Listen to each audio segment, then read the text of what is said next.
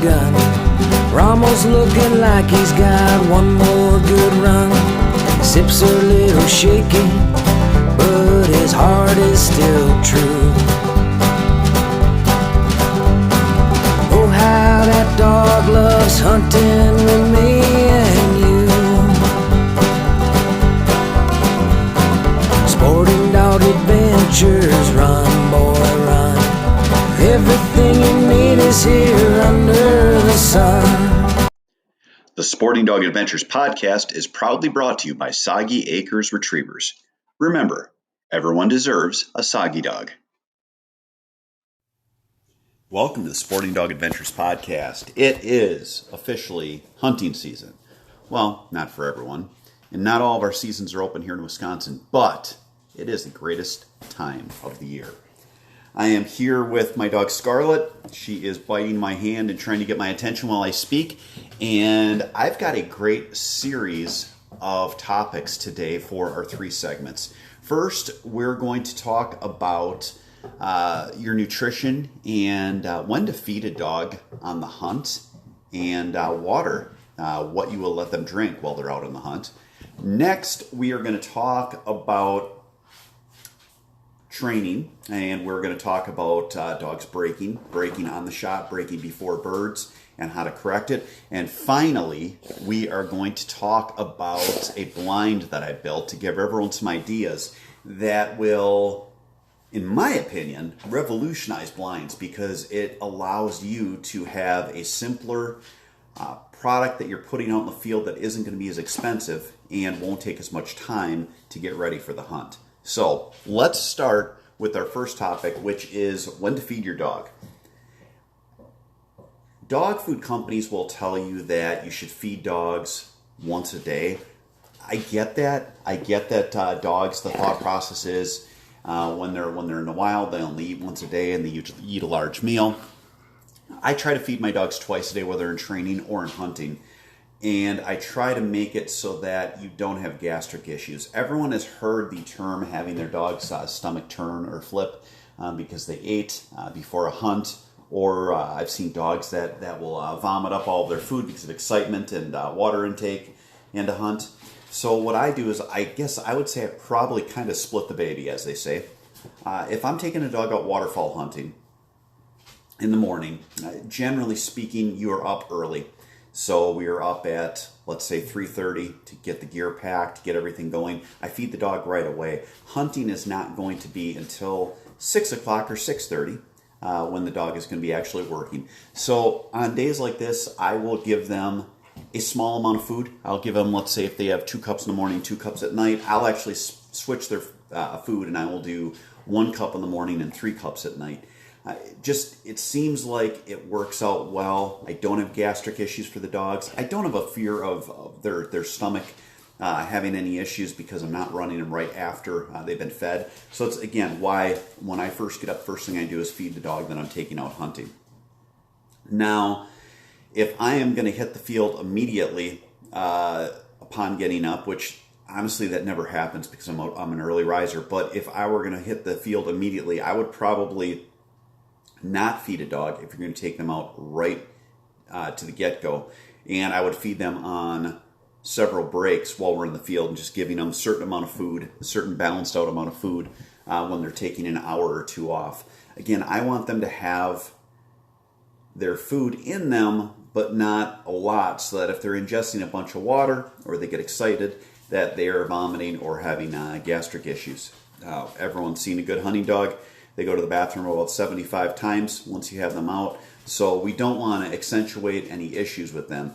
But again, for waterfowl or for upland, I'm feeding my dogs usually about 3 hours before they're actually working. Now they'll be in the truck, we'll be going out to the field. But before they're under heavy workload, it's about 3 hours. So I'm very comfortable giving them their food during that time. I just give them a little bit less. As far as water in the field, that is something that people don't realize, I guess, what the dogs are actually drinking when you're out in these ponds and in different places.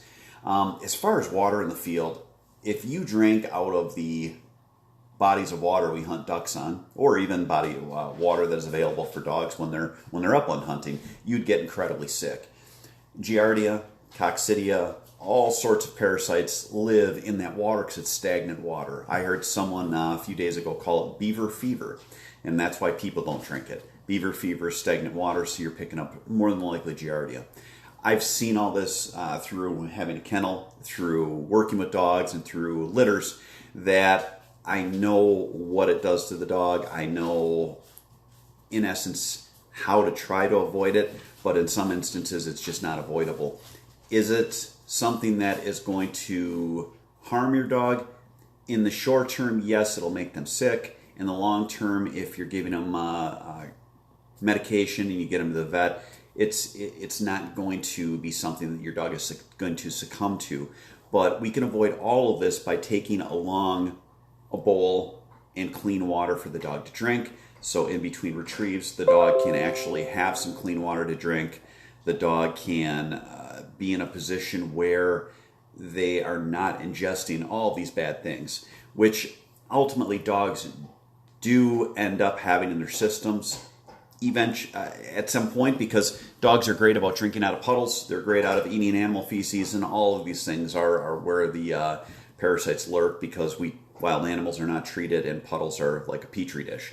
But when you're on a hunt, take along some clean water for them. Take along a bowl so that you have it, so that they can have a good drink, and that will really help you when you're in the field. So that covers watering and food when you're out hunting. Next, we're going to talk about a training tip, which is going to involve breaking. Stay tuned after this. This part of the podcast is brought to you proudly by Mech Outdoors.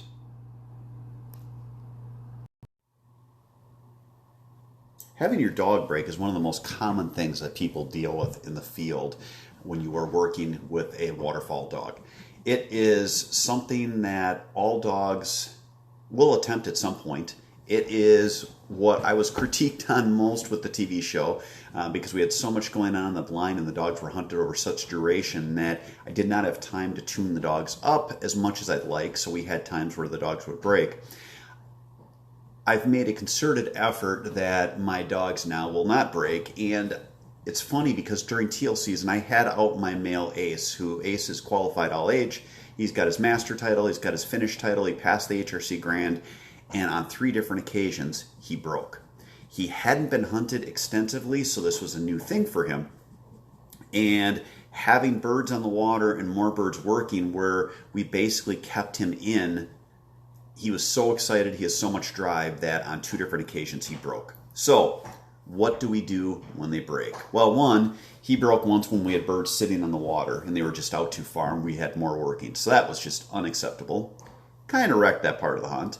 But when a dog does break, I will have the collar on continuous, and I will push the button down on the collar and tell the dog here, here, here, until the dog turns and comes back. On each of these occasions, it took quite a bit of giving the dog correction, because Ace was fired up. We had birds on the water, we had birds landing on the water. In his mind, this was like the best thing ever, and he wanted to go out there and he went a little self-employed.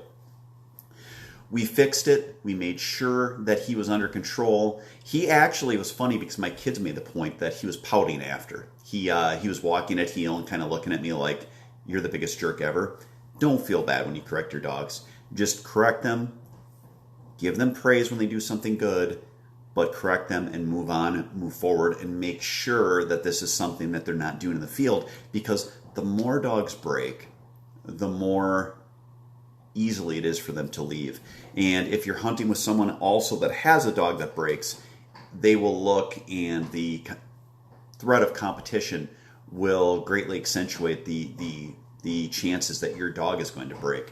So look at who you're hunting with, make sure their dogs aren't breaking, make sure your dog is not breaking, correct them with the collar. Again, I use continuous, telling the dog here until the dog turns and comes back to me. At that point, I release the pressure. And this week, before we get toward our big duck season, we're going to work on steadiness drills out in the yard and just work on strictly obedience, because again, he is a all-world dog. He does so many wonderful things. This is something simple that we can work on in the yard with bumpers and with birds and just hand throwing stuff so that we can make sure that he is completely under control. So I hope that helps. That's this week's training tip. Stay tuned next for my blind design that I think many people will try to follow.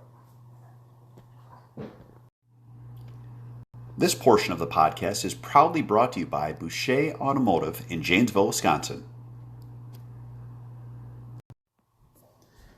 So I own 2 hunting properties, and when we were running our first property as a lodge, we put blinds in that had floats on them. They had roofs, and they were really cool blinds. The one problem I had was where we were at when there was current, when the property would flood, it actually flipped the blinds over and smashed several of them. So what we did with one, it had been completely smashed. The whole back was ripped off of it. We actually just put the platform up, and that gave me an idea. My next property, I now have just platforms up, and what I'm doing is I'm using my field blinds for setting onto those platforms. So I'm basically taking my panel blinds, and I've created a platform for them, and then I'm going to put the platform or the panel blinds up on that platform. What I'm going to do is put L brackets onto the wood deck so it holds the platforms in place, because we all know how our buddies like to rub against things and push things, and we don't want everyone's stuff to go flying.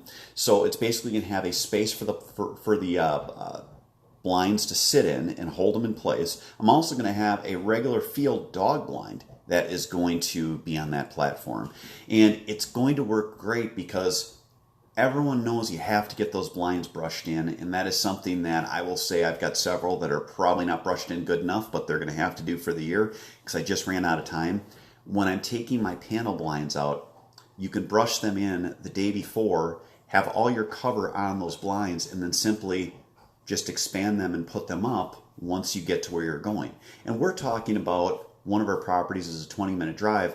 I can just have those panel blinds in my decoy sled that is in the back of my truck, pull the Argo off, hook the decoy sled up to it, take it out there, and it's going to take really minimal work to make the cover fluff up, I guess would be the best explanation, so that it looks really good for us when we're out there on our hunts. So again, all I'm building is a platform.